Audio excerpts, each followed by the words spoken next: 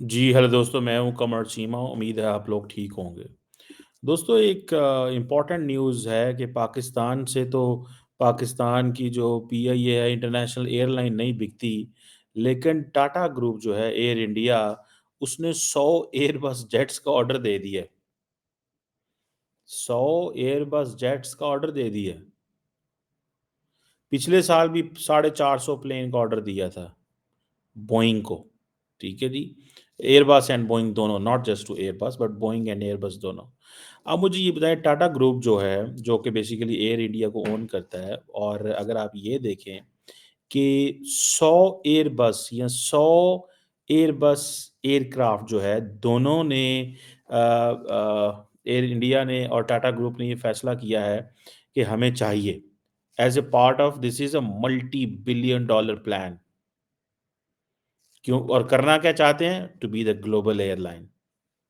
अक्टूबर में कहा जाता है कि एयरबस ने जो अनाउंसमेंट की थी कि वो 75 A320 जेट्स एंड 10 A350 जो हैं वो कस्टमर जो जेट्स हैं वो ले रहे हैं, ठीक है जी। और अब सुनने में आया कि जो इंडियन एयर कैरियर है, उसने कंफर्म किया है कि वो 100 प्लेन और ले रहे हैं, जिसमें 100 A320 फैमिली जेट्स हैं और 10, जैसे मैंने आपको बताया, 350 वाइड बॉडीज हैं। तो आप इसी से अंदाज़ा लगा लें, तकरीबन ये $6.5 अरब की डील है, ठीक है जी।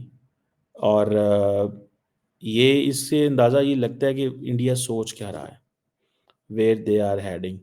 और आपको पता है, नहीं पता तो मैं बता दूं कि पाकिस्तान की सारी की सारी एयरलाइन, पीआईए का जो रेट लगा था जब हुकूमत बेचने लगी थी, तो 10 अरब रुपए था। कितना? 10 अरब रुपए, कुछ भी नहीं लगा था। इतनी इंसल्ट हुई कि गवर्नमेंट ने कहा बेचना किया क्या है इसको, ठीक है जी। इसको बेचना क्या है, इसको बेचना क्या है, ठीक है। अगर बेचा तो इसका नुकसान होगा, बेचने का कोई फायदा नहीं है, बेचने का कोई फायदा नहीं है। और उन्होंने इसको ना बेचा। और आप देखें कि वो जब से इस हुकूमत में जब से ये आए हैं, आपको पता है इंडिगो भी अपनी एक्सपेंशन कर रही थी, 500 एयरबस प्लेन्स का ऑर्डर दिया, 500 एयरक्राफ्ट का ऑर्डर दिया, 500। ये चीज़ें बताती हैं that they are looking that we have to compete Emirates, Qatar, Riyadh, air Riyadh जो कि उठ रही है, टर्किश। अगर आप कभी कतर जाएं, एमिरेट्स जाएं, सॉरी कतर जाएं, दोहा जाएं, and you go to Dubai, Abu Dhabi, हालांकि वो इत्तेहाद अलहदा है, एंड देन आप जाएं किधर, इस्तांबुल जाएं, तो आप देखेंगे इतने बड़े, मतलब प्लेन्स हैं, इतने बड़े बड़े एयरपोर्ट्स हैं, पता चल जाता है। इतने बड़े बड़े प्लेन्स हैं कि पता चल जाता है भाई, ठीक है जी। और जिसे वो कह लें कि 500, ठीक है जी, जिसका एयरक्राफ्ट का इंडिगो ऑर्डर दे रहा है। टोटल रिसेंटली बात चली थी, 1800 फ्लाइट्स जो हैं वो एक दिन में आती हैं या चलती हैं, 1800। तो वो समझते हैं कि ये तो सारे का सारा जो इंडिया के 1.4 बिलियन लोगों में से, अगर लेट से 100 मिलियन भी ट्रैवल करता है, 200 मिलियन ट्रैवल करता है, भाई 1400 मिलियन बंदा है इंडिया के अंदर। तो अगर 1400 मिलियन में 500 मिलियन, सॉरी, 100 मिलियन ट्रैवल करता है या 200 मिलियन ट्रैवल करता है, तो उसके लिए जेट्स कहाँ से आते हैं, वो डॉलर कहाँ जा रहे हैं, ठीक है, वो डॉलर कहाँ जा रहे हैं? वो डॉलर भाई साहब टर्की जा रहे हैं, वो डॉलर यूएई जा रहे हैं, वो कतर जा रहे हैं, वो सऊदी अरब जा रहे हैं, इन जगहों पे जा रहे हैं। तो they want to stop simply, कि इसको रोकें, इनको बाहर क्यों जाना चाहिए। रिसेंटली हमें ये भी पता चला था कि 1600-1700 प्लेन्स का ऑर्डर है इंडिया की तरफ से, 1700 प्लेन का ऑर्डर। इंडिगो का 500 प्लेन का था। इंडिगो का 500 प्लेन का ऑर्डर था। वैसे ओवरऑल सुनने में आया था कि 1100 प्लेन्स का ऑर्डर दे रहे हैं टोटल। सो 1100 वो दे रहे हैं, एयर इंडिया दे रहे हैं, इंडिगो मेरा ख्याल है 500 दे रही है ऑर्डर, ठीक है? तो इसी से आप लगा लें कि कितने बड़े पैमाने पे वो ऑपरेट कर रहे हैं और वो समझते हैं कि हमारे लोग, आप जाएँ भाई शिकागो, आप जाएँ लंदन, आप जाएँ वॉशिंगटन, आप जाएँ न्यूयॉर्क, आपको नॉन-वेज नज़र आएगा हर जगह, हर फ्लाइट के अंदर। मैं तो ट्रैवल किया है, मैंने बहुत ज़्यादा मैंने नोट किया है इसको, कि बहुत सारे लोग जो बुकिंग करते हैं तो पहले ही बता देते हैं कि हमें क्या लेना है और क्या नहीं लेना। सो ये जो एयर इंडिया, इंडिगो, ये सारे मिला के बड़े पैमाने पे ऑर्डर कर रहे हैं। सो लेकिन ये जो अभी एयर इंडिया की है और हमें नहीं मिली, जिसे कहते हैं ना, कुछ भी नहीं मिला।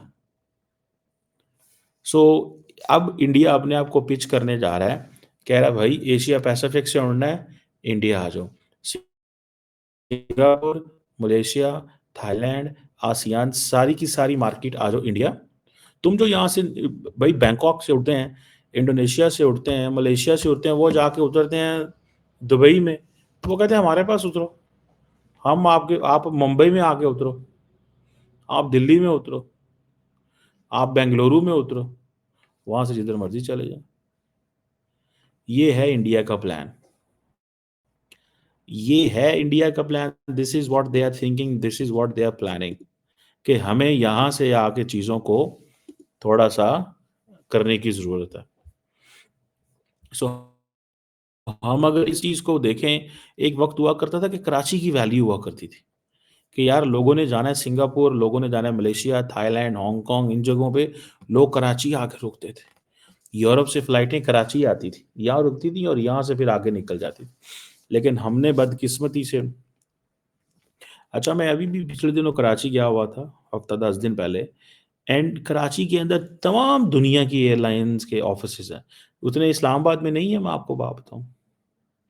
उतने मैं हैरान हुआ बल्कि कि सारी की सारी जो एयरलाइन्स हैं, उनके जो ऑफ़िसेज़ हैं, वो किधर हैं? कराची के अंदर। इवन कि एयर कनाडा, आप दुनिया की एयरलाइन का नाम लें, वहाँ पे उसके ऑफ़िसेज़ मौजूद थे। लेकिन यहाँ पे पाकिस्तान, इस्लामाबाद में नहीं थे वो। सो इट मीन्स कि कराची किसी दौर में, सो अब इंडिया वो अपनी स्पेस लेना चाहता है, कि इंडिया कहता है कि दुबई को भूलो, कतर को भूलो, टर्की को भूलो, हमारे पास आओ, हम तुम्हें फ्लाइट देते हैं वो वाली, जो तुमने वहाँ लेनी है। सो उसके लिए फ्लीट होंगे तो तब है ना। मैं यहाँ से कई दफ़ा गया हूँ टर्की, या कभी मैं यूरोप जाऊँ, तो यहाँ से उड़ता हूँ, आपको पता है क्या होता है? यहाँ से थके पीआईए के जहाज़ों में बिठाते हैं ये। और मुझे कैसे वो इत्तेफ़ाक हुआ, मुझे दोस्त ने कहा यार तुम जाना है? मैंने जाना जिनीवा फॉर अ कॉन्फ्रेंस। उसने कहा तुम यहाँ से उड़ो पीआईए पे, मुनासिब पड़ेगा, टिकट सस्ती मिल जाएगी। मैंने कहा चलो यार ठीक है, पैसे बचते हैं तो कोई पैसे बचा लेते हैं। नुकसान क्या हुआ कि वो इतनी फटीचर फ्लाइट थी, there was a huge difference. तो मैं वहाँ पे गया, टर्की टर्की जब पीआईए पे गया तो अल्लाह-अल्लाह करके पीआईए के जहाज़ पे वहाँ पहुँचे। आगे गए तो वहाँ पे मैंने टर्की 4-5 दिन रुकना था, फिर मैंने जिनीवा जाना था। तो टर्की से जिनीवा के जहाज़ बड़े ज़बरदस्त। जिनीवा से इस्तांबुल बहुत ज़बरदस्त, लेकिन इस्तांबुल से पाकिस्तान फिर भी ना कोई स्क्रीन, ना कोई जहाज़, ना को पता लगे हम किधर हैं, क्या हैं बस। और सो ये पोज़ीशन है। सो इंडिया अपने जहाज़ को इम्प्रूव करेगा, तो कस्टमर को खींचेगा ना। So they want to attract the customer, they want to have the customer basically. और वो इसीलिए वो समझते हैं कि हमें ये करने की ज़रूरत है, बिकॉज़ दे अंडरस्टैंड कि अगर हम ये करेंगे, तो we will be in a position कि हम मार्केट कैप्चर करेंगे। So India market, air India is basically going to be the soft power of India in terms of in competition with the Emirates, in competition with Qatar। और ये इतना बड़ा competition है कि मैं आपको बात बताऊँ, दुनिया में फ्लाइट्स, अब आप अमेरिका जाएँ अगर, तो विद इन अमेरिका तो इतनी फ्लाइट्स हैं, इतनी फ्लाइट्स हैं, इतनी फ्लाइट्स हैं कि आपकी सोच है। People don't like to, trains तो है नहीं वहाँ पे उस तरह। जो सारी की सारी ट्रैवलिंग है वो जहाज़ों पे है। जहाज़ उड़ रहे हैं, आ रहे हैं, जा रहे हैं, उड़ रहे हैं, आ रहे हैं, जा रहे हैं। सो वो चीज़ जो है, वो एक दैट इज़ इंटरेस्टिंग कि वहाँ पे जहाज़ ही जहाज़ हैं, ठीक है? और जहाज़ों पे सफ़र होता है। यहाँ पे हमारे यहाँ तो इतने चलो कॉन्सेप्ट नहीं, लेकिन इंडिया इतना बड़ा है कि इंडिया के अंदर उनको बड़े सारे जहाज़ चाहिए। बहुत इतने ज़्यादा कस्टमर हैं, वो तो किसी को भी ना एंगेज करें। इंडियन सिर्फ़ ये फ़ैसला कर लें कि हमने जाना ही एयर इंडिया पे है और एयर इंडिया इस काबिल हो कि वो इंडियंस को पूरी दुनिया ट्रांसपोर्ट करे, भेजे, लाए-धाए, तो वो ही नहीं पूरा आएगा। मैं आपको बात बताऊँ। और देन फिर ये सारे के सारे ही इन्होंने बिज़नेस ग्रैब करना है जी। इन्होंने तमाम बड़ी इंटरनेशनल एयरलाइन से बिज़नेस कैसे ग्रैब ग्रैब करना है कि यहाँ से आप उठें, एमिरेट्स को कहेंगे जी एयर इंडिया आपको इंडिया से बंदे उठा के दुबई देगी। Qatar, Riyadh, Jeddah, Etihad, Abu Dhabi, Istanbul, Air India बंदे आगे आप जिधर मर्ज़ी ले जाएँ हमारे साथ पहले डील करें। तो ये वो करने जा रहे हैं, इंडिया को समझ लग गई है। इसीलिए ये हज़ारों जो क्या उसको बोलते हैं उसके ऑर्डर हो गए, ठीक है? हज़ारों, सैकड़ों जो जहाज़ों के ऑर्डर हैं वो इसलिए ऑर्डर दिए जा रहे हैं। ये अपॉर्च्युनिटी पाकिस्तान मिस कर गया क्योंकि हमारे मिनिस्टर साहब ने कहा कि जी हमारे पायलट्स के तो वो लाइसेंस ही जाली हैं। हमारे उनके वो जो होते हैं, वो ज़ाहिर बात है कुछ परसेंटेज के जाली होंगे लेकिन वो चला रहे थे। तो वो यूरोपियन सारे चीख पड़े। 3-4 साल हो गए हमारे जहाज़ बंद हैं। सिर्फ़ एक मिनिस्टर की बेवकूफ़ी की वजह से, कि अगर ऐसे लोग पकड़े गए हैं, तो उनको चुप करके सिस्टम से बाहर निकाल दो, ना कि तुम पीआईए को बंद करा दो। ये तो इस तरह के तो बेवकूफ़ लोग हैं हमारे। वो एक है ना मुहावरा अहमक दोस्त से दाना दुश्मन अच्छा, अहमक दोस्त से दाना समझदार दो दुश्मन अच्छा है, बजाए इसके कि आपका दोस्त अहमक हो, बेवकूफ़ हो, नालायक हो, नखट्टू हो, ना समझ हो। तो ये हमारा तो ये हाल है कि हमने अभी हमारी पीआईए जो है, वो हमें जनवरी के फरवरी में दोबारा ऑपरेट करेगी, लंदन एंड यूरोप जा सकेगी। अब तो इन जहाज़ों के अंदर कुछ भी नहीं है, इनको तो वैसे ही बंद-बुंद कर दें, कुछ भी नहीं है इन जहाज़ों के अंदर। सिर्फ़ डोमेस्टिकली ऑपरेट करें, इंटरनेशनली कहाँ जाना है? जो थोड़े बहुत जहाज़ हैं, तो 5-7 वो भी बेच-बूच दें। हमने क्या इन जहाज़ों का करना है? कुछ भी तो नहीं निकला इनमें से आज तक। हमारे सियासतदानों ने इन जहाज़ों पे अपने लोगों को रखा, ज़बरदस्ती रखा, रख के पैसे बनाए, नौकरियाँ बेचीं। वो लोग पीआईए में आए, पीआईए में आके उन्होंने तबाही मचाई, वो सियासी लोग थे, यूनियंस बनाई, एक-एक जहाज़ पे 5-5 सौ मुलाज़िम हैं, सरकार को खाया। जब सरकार को खाया, हुकूमत के पैसे खाते रहे, खाते रहे, खाते रहे, बाद में क्या हुआ? हुकूमत भी दिवालिया हो गई, पीआईए भी दिवालिया हो गई। ये उस वक़्त के नालायक, नखट्टू सियासतदानों की पॉलिसी ये थी कि नौकरियाँ दो, वोट पक्के करो और मुल्क का पट्टा उठा दिया। ये सोच है ना हमारी, देखें ये है निज़ाम। हम एवें नहीं पीछे, हमें ये टोटल इंटेलेक्ट जो है ना, मैं अक्सर बोलता हूँ टोटल इंटेलेक्ट पाकिस्तान का, जनरल्स, पॉलिटिशियंस, जजेस, civil society, media and all that, total intellect Pakistan का हमें यहाँ लेके आया।